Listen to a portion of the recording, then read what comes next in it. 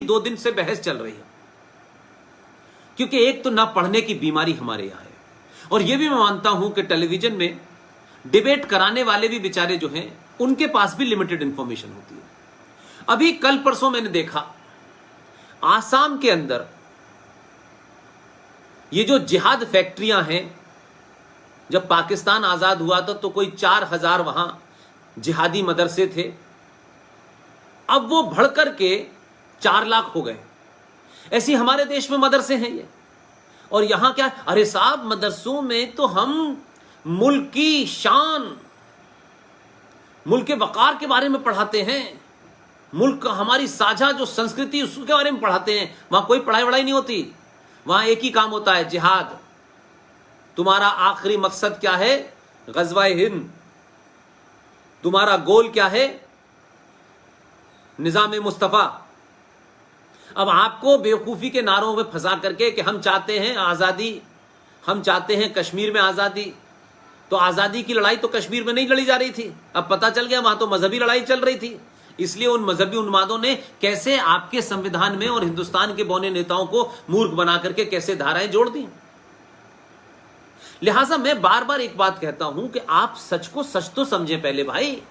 आप जब मैदान में उतरते हैं, हॉकी का खेल हो, फुटबॉल का खेल हो, क्रिकेट का खेल हो, तो आप जब आप बैटिंग करने जाते हैं तो आप ये देखते हैं कि ये जो बॉलर है ये 100 किलोमीटर की स्पीड से जब बॉल फेंकेगा तो मेरे पास प्रॉपर गार्ड है, प्रॉपर मेरे लेग गार्ड्स हैं, प्रॉपर मेरे ग्लव्स हैं, प्रॉपर मैंने हेलमेट, ये करके जाते हैं कि नहीं जाते?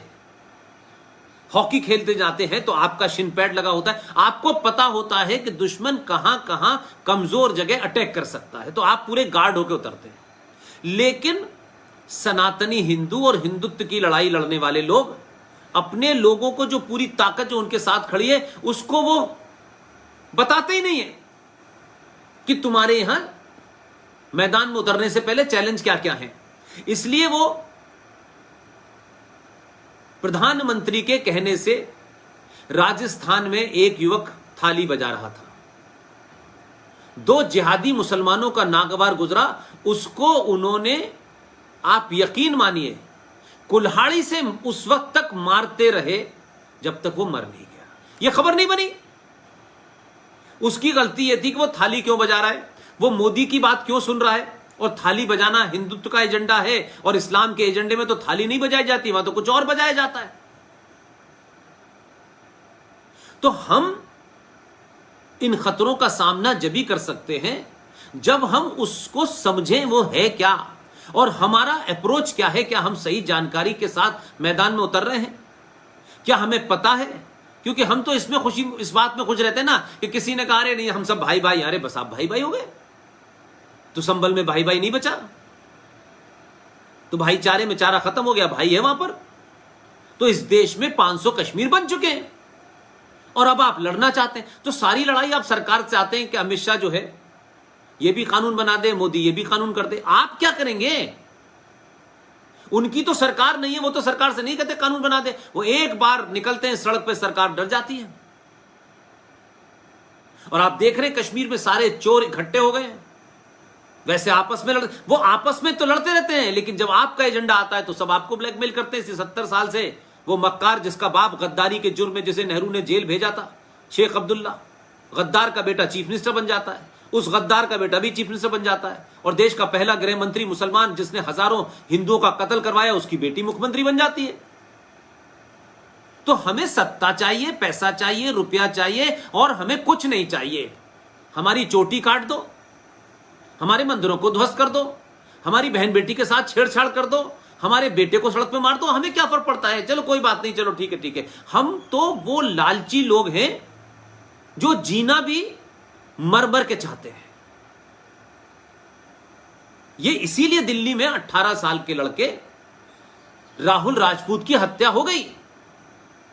मैं कह रहा हूं हत्या का बदला आप नहीं लेना चाहते, लेकिन इस हत्या का चर्चा इतना होना चाहिए था कि दोबारा कोई आपको जब मारता तो वो डरता कि पूरी दुनिया में 100 करोड़ हिंदू यहां रहते हैं, अमेरिका में रहते हैं, चारों तरफ से दबाव बनेगा। तो नहीं आप करते, क्योंकि आप भी निजी एजेंडों में हल्के हुए हैं। हम जब सनातन की बात करते हैं तो हम उसमें दलित भी ब्राह्मण भी, ठाकुर भी, सब हमारे लिए एक लाइन में खड़ा हुआ है। हमारे लिए कोई प्रॉब्लम नहीं है, क्योंकि अगर लड़ाई लड़नी है तो अपने अंदर की गंदगी को भी साफ करना होगा। आप अपने अंदर की गंदगी, जातिवाद को, सबसे ये मैं ऊपर हूं, ये नीचे है, आप ये करते रहिए और हिंदुत्व का ड्रामा करते रहिए। कोई सरकारें देश बचाती हैं, राष्ट्र नहीं बचाती। जब इतने कायर, इतने डरपोक और लालची लोग होंगे तो सरकारें भी सोचती हैं भाई हमको चुनाव जीतना है, सरकार में तब रहेंगे तब कुछ कर पाएंगे ना, तो पहले हम क्या करें।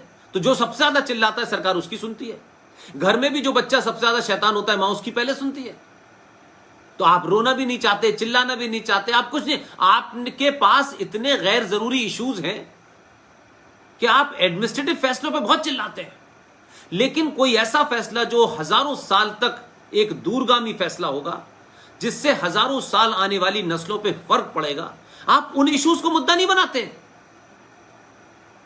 आपका ये मुद्दा ही नहीं होता, आप उनके मुद्दों में फंस जाते हैं। और वो क्या करते हैं, वो न सत्ता में है न व्यवस्था में है, लेकिन उन्होंने अपनी सामूहिक ताकत, जो ताकत आपके पास 100 करोड़ की है, 90 करोड़ की है, 95 करोड़ की है, 98 करोड़ की, जो भी है, आपने उस ताकत का अपनी जगह बैठे बैठे, बिना घर से निकले भी, आपने अपनी उस सामूहिक ताकत को पहचाना ही नहीं, क्योंकि आपके लोगों ने आपको पहचानने नहीं दिया। उन्होंने कहा इनको मूर्ख बना के रखो, इन्हें कोई सच बात मत बताओ, हम खुद कुछ गंदगी में इन्वॉल्व है वो भी मत बताओ, हमें महान दिखें बस जीवन में। अरे साहब क्या कमिटमेंट है साहब, सब कुछ छोड़ दिया है जीवन में हमने।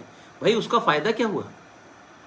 केरल के अंदर कितने संघ के कार्यकर्ता मार दिए गए, आए दिन ये घटनाएं सुनते। पुलिस अपना काम करती है, तो पुलिस तो वैसे ही काम कर रही है जो पिछले 100 साल से कर रही है। तो उत्तर प्रदेश की पुलिस कल मुलायम सिंह के लिए खड़ी हुई थी, आज मुख्यमंत्री बदल गया, उनका चरित्र तो नहीं बदला,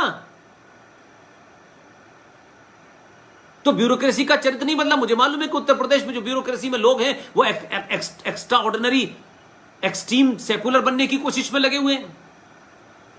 कभी आपने सुना कि देश में कोई मुद्दा उठ रहा हो, जैसे सुरेश चौहान के ने एक मुद्दा उठाया यूपीएससी जिहाद का, हिंदुस्तान का आईएएस, पीसीएस, आईआरएस जो जुडिशरी में थे, जो पुलिस में थे, सबने मुसलमान के नाते चिट्ठी लिखी कि देखिए साहब मुसलमानों के साथ ऐसा गलत हो रहा है, ये गलत किया जा रहा है, ऐसा नहीं हो। वो मुसलमान है, उस शपथ लेने के बाद भी कभी आपने सुना कि देश के 150 बड़े ब्यूरोक्रेट ने इस बात के लिए चिट्ठी लिखी हो प्रधानमंत्री को कि कश्मीरी हिंदू पंडितों को 2500 को मार दिया गया, उनकी हत्या कर दी गई, उनके हत्यारे सड़कों पे घूम रहे हैं, उनको जिंदा पकड़ा जाए।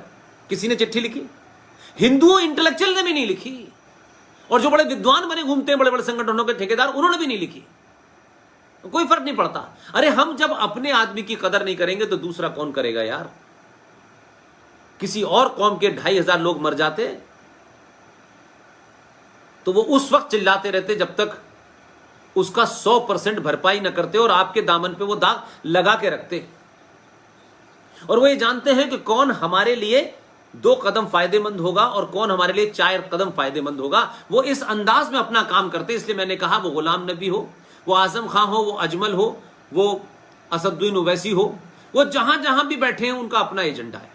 उनके अलावा उन्हें कोई मतलब नहीं है आप जीएसटी क्या दे रहे हैं मत दीजिए, आपने सरकार को क्या किया, आपने एम्प्लॉयमेंट पे किया, उनको कोई एजेंडा नहीं है। उनका मतलब है कब्जा सच्चा, झगड़ा झूठा, मार पीछे पुकार, मार लो फिर देखते रहेंगे, फिर आएंगे वो पुलिस आई, गिरफ्तार हो गए, फलाने हो गए। इसलिए सब जगह वो यही काम करते हैं, भीड़ तंत्र की तरह निकलते हैं, हत्या मर्डर कर देते हैं, फिर उसके बाद में पुलिस आई, इसने पकड़ा था, उसने पकड़ा था, और फिर एक वर्ग उसमें से निकल के सुप्रीम कोर्ट में जाएगा, दूसरा वर्ग मानवता की लड़ाई लड़ने के लिए शाहीन बाग पे बैठ जाएगा। तो उनके सारे एक एक सेगमेंट में चीजें बटी हुई हैं कि अगर कहीं दूर दराज में भी हत्या हो गई है तो वो ज्यादा नहीं पूछते, हमारा तो अपना ही हिंदू उसके बारे में नहीं बताएगा।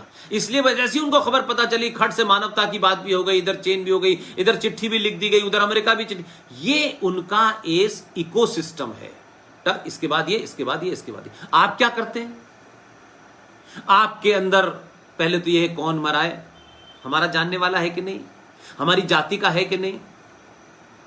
तो वो अब आप ही उसकी बड़ी खबर नहीं बनाना चाहते, आप ही उसको बताते, दुनिया को नहीं बताना चाहते, तो दुश्मन क्यों बताएगा?